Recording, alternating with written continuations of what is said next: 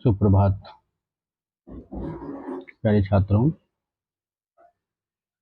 आज आपके लिए मैं लेकर आया हूँ स्वदेशी नामक शीर्षक को, जिसके कवि हैं बद्री नारायण चौधरी प्रेमघन। प्रेमघन, जिन्हें भारतेंदु युग का महत्वपूर्ण कवि माना जाता है, इनका जन्म 1855 ईस्वी में मिर्जापुर उत्तर प्रदेश में हुआ और इनकी मृत्यु या फिर देहांत या निधन 1922 ईस्वी में हुआ। इन्होंने अपने कविता के जीवन या फिर जो उनका वास्तविक जीवन था, उन दोनों जीवन के लिए सर्वाधिक जो महत्व दिया हरिश्चंद्र को ही दिया। प्रेमघन जी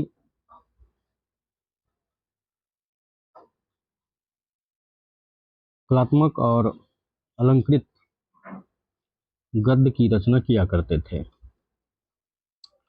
1874 में उन्होंने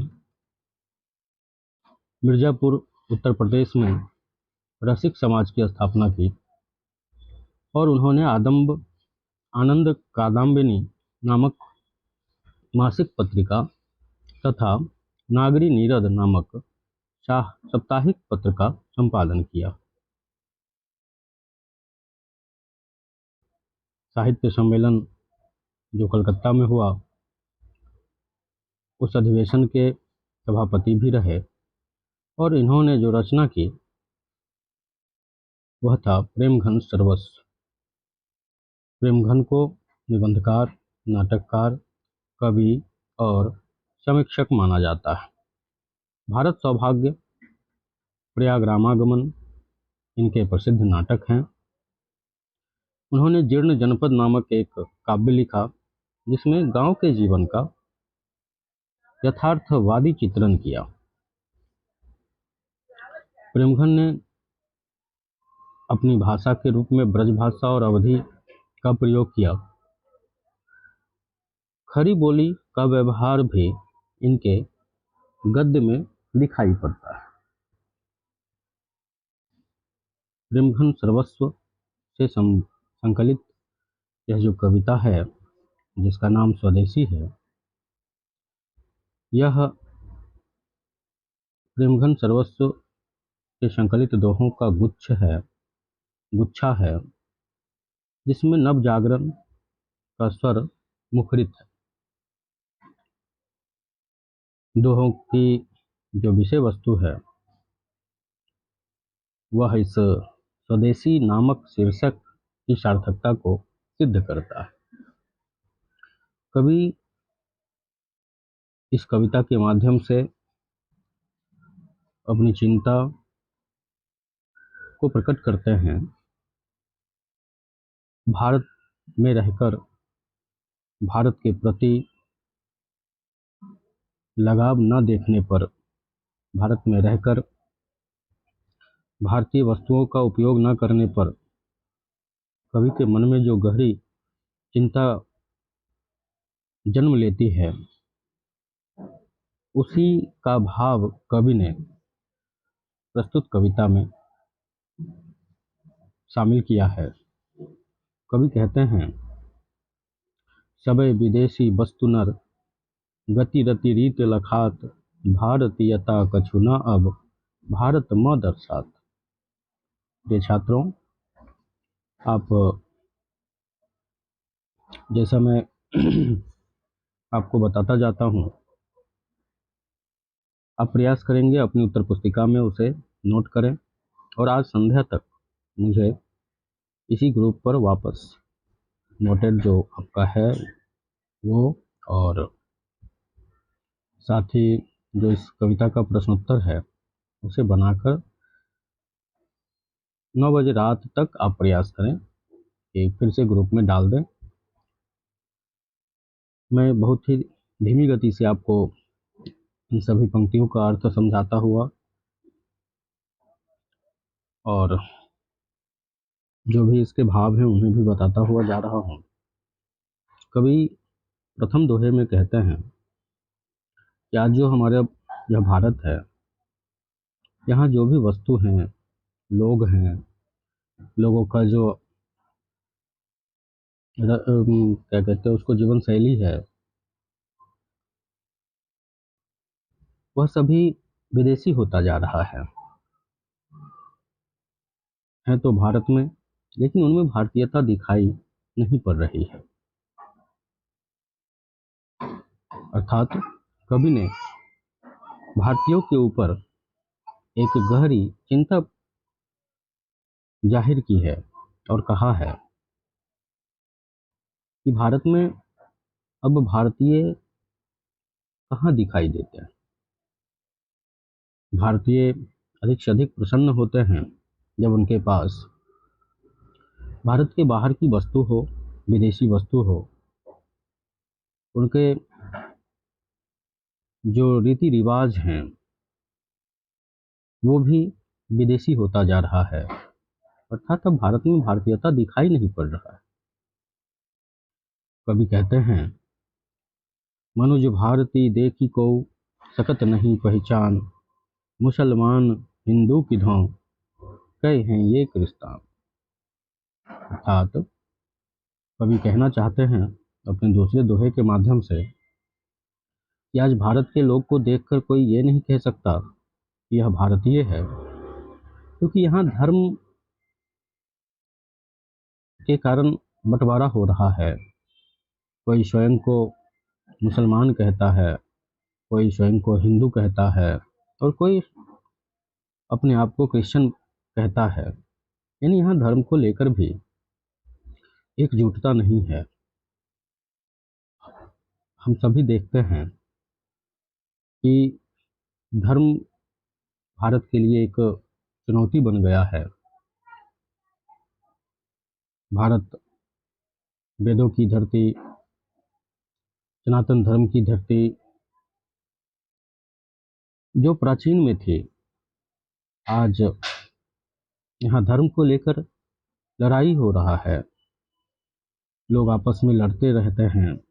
कोई हिंदू सिद्ध करते हैं स्वयं को, कोई मुसलमान साबित करना चाहते हैं अपने आप को, कोई क्रिश्चियन दर्शाना चाहते हैं, और सबने अपने अपने धर्म के अनुकूल जो कुछ भी परिवर्तन उनसे संभव हो सका है उन्होंने किया है, ताकि आप उन्हें दूर से देखकर समझ सकें कि वह हिंदू, वह मुस्लिम, वह क्रिश्चियन है। कवि अपने तीसरे दोहे में कहते हैं, पढ़ी विद्या परदेश की, बुद्धि विदेशी पाए, चाल चलन परदेश की, गई इन्हें अति भाए। अर्थात कवि कहते हैं कि आज के जो भारतीय हैं उन्होंने जो पाठ पढ़ लिया है वह परदेश का है। स्वदेशी शिक्षा अब भारत में नहीं है। लोग विदेशी शिक्षा ग्रहण करते जा रहे हैं और हम जानते हैं कि जिस प्रकार की शिक्षा होगी, व्यक्ति का निर्माण भी उसी प्रकार का होगा। अर्थात भारतीयों के भीतर जो बुद्धि का विकास होता है वह भी विदेशी होता जा रहा है। चाल चलन परदेश की, गई इन्हें अति भाई, और उन्हें चाल चलन भी प्रदेश की ही पसंद है। सब चीज़ उन्हें प्रदेश का अच्छा लगता है। बहुत ही गर्व महसूस करते हैं जब वह स्वयं को एक विदेशी की तरह दर्शाना चाहते हैं। कवि चिंतित हैं इन परिवर्तनों को देखकर। कवि अगले दोहे में कहते हैं, ठठे ठठे विदेशी ठाट सब, बन्यो देश विदेश, सपने हूँ जिनमें न कहूँ भारतीय तालेश। आज देखिए हाट बाट इस प्रकार का हो रहा है भारतीयों का, जो देखने में अपने देश को ही विदेश बनाते जा रहे हैं। अब तो उनके सपने में भी जो एक स्वप्न आता है उड़ान भरने का, उड़ान भरने की जो स्वप्न है, उसमें भी भारतीय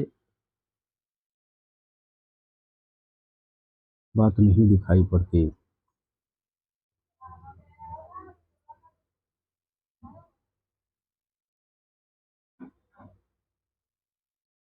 उनका सपना विदेश जाकर तरक्की करने की है। वह चाहते हैं हम बहुत ज़्यादा तरक्की करें। किसी का सपना है अमेरिका जाने का, कोई ब्रिटेन जाना चाहता है, कोई सिंगापुर, कोई मलेशिया। लेकिन भारत में कौन रहेगा? आप बहुत ज़्यादा पढ़ लिख कर कहाँ जाना चाहते हैं? विदेश। आप कहते हैं भारत में आपके योग्य रोजगार नहीं है। बहुत उच्चतर माध्यम की शिक्षा प्राप्त करने के बाद आप उन्हीं देशों को चुनते हैं और प्रयास करते हैं कि आप भारत को त्याग कर भारत से बाहर चले जाएं।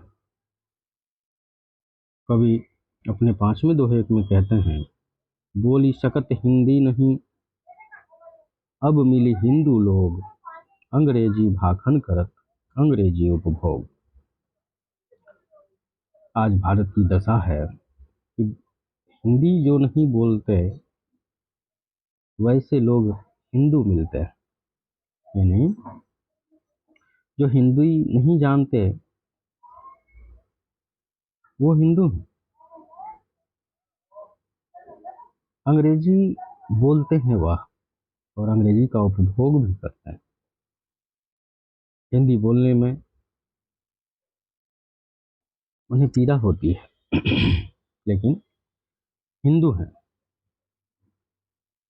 अगर हिंदू हैं, कहा गया है हिंद है हम वतन, हिंद है वतन हिंदोस्तां हमारा। हिंदी हैं हम, वतन है हिंदोस्तां हमारा। और हम हिंदू हैं, हिंदी है हमारा, हिंदुस्तान है हमारा। लेकिन अंग्रेजी हम पर इस तरह से अपना अधिकार जमाता गया कि अब हमारी भाषा में अंग्रेजी और उपभोग में सब कुछ अंग्रेजी ही आता जा रहा है।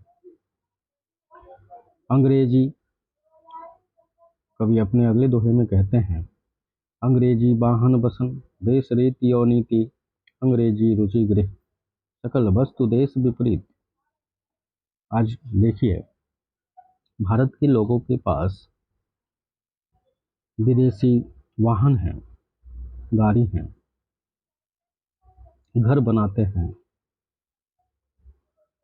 वस्त्र पहनते हैं, सामाजिक संस्कृति, रीति रिवाज, नीति नियम सभी विदेशी हैं, शिक्षा विदेशी। कहने का तात्पर्य आज भारत में सब कुछ विदेशी होता जा रहा है। कवि को इस बात की चिंता है।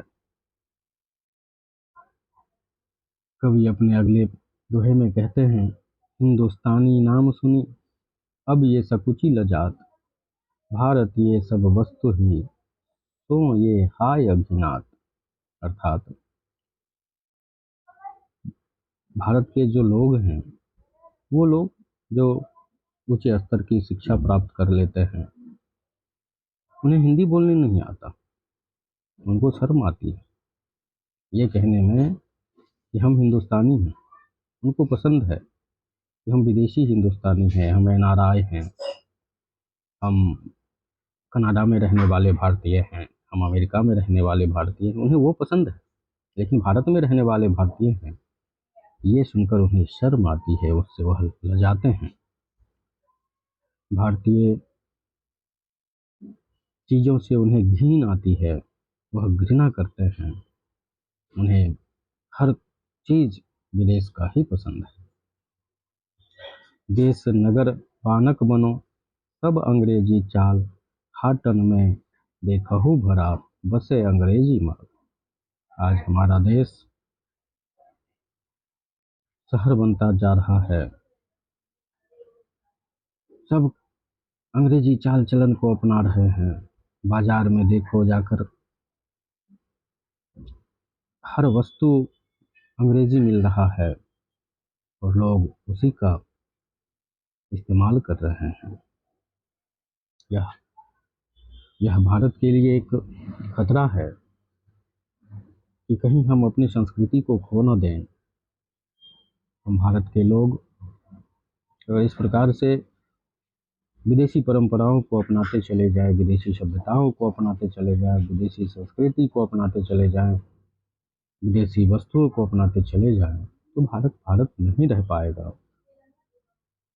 कवि अपने नौवें दोहे में कहते हैं, जिन सो संभल सकत नहीं तन की, धोती ढीली ढाले, देश प्रबंध कर हिंगे वे, यह कैसी खाम ख्याल। आज हमने अपने देश को संभालने के लिए ऐसे ऐसे नेताओं को चुन लिया है जो अपने तन की धोती को तो संभाल नहीं सकते, लेकिन चले हैं वह देश को संभालने। उनके ऊपर देश के प्रबंध करने की जिम्मेवारी दे दी गई है और इसे एक ख्याली पुलाव की तरह ही समझा जा सकता है। जो स्वयं को नहीं संभाल सकते वह देश को कैसा और कितना संभाल पाए। कवि अपने 10वें और अंतिम दोहे में कहते हैं, दास वृत्ति की चाह चहूँ दिशि, चारहूँ बरन बढ़ाले, करत खुशामद झूठ प्रशंसा, मानहु बने डफाले। आज देखा जाए तो हमारे देश में गुलाम एक दास प्रथा बहुत ही पूर्व में चला करते थे, लेकिन आज दास वृत्ति की चाह है जो सभी दिशाओं में बढ़ती जा रही है, सभी वर्णों में बढ़ गई है। सब चाहते हैं कि हमारे पास नौकर चाकर हो, हम स्वयं से काम ना करें, अपने नौकरों से काम करवाएं। खुशामद करने की, झूठी प्रशंसा करने की आदत हो गई है अब हमारी। हम अपने काम को बनाने के लिए, एक कहावत है गधे को बाप कहना, वही कहावत को चरितार्थ करते हुए अपना काम किसी तरह पूरा करना चाहते हैं और अपने मन से हम डफाली बनते हैं, जैसा कि मेरे जैसा कोई ना हो। तो इस प्रकार से कवि ने अपने इन 10 दोहों में स्वदेशी की भावना को प्रकट किया है और हम सबों से यह आशा किया है कि हम में अपने देश के प्रति सद्भाव पैदा हो, देश के प्रति सम्मान पैदा हो। आगे बोध और अभ्यास है, इसमें कविता के साथ है। कविता के शीर्षक की सार्थकता स्पष्ट कीजिए। इसमें आप स्वदेशी कविता का नाम क्यों रखा गया उसे लिखेंगे। बाकी का क्वेश्चन कोई उतना भारी है नहीं, आप आराम से इसे बनाकर मुझे रात के 9 बजे तक इसी ग्रुप में डाल देंगे। धन्यवाद। कल फिर मिलते हैं एक नए चैप्टर के साथ। तब तक के लिए शुभ दिन। सभी हंसते मुस्कुराते रहें, खुश रहें, स्वस्थ रहें। मैं जल्द ही आ रहा हूँ, 12 या 13 तारीख तक मैं फिर से घर पर हूँ और आपकी कक्षा भी शीघ्र ही शुरू हो जाएगी। धन्यवाद।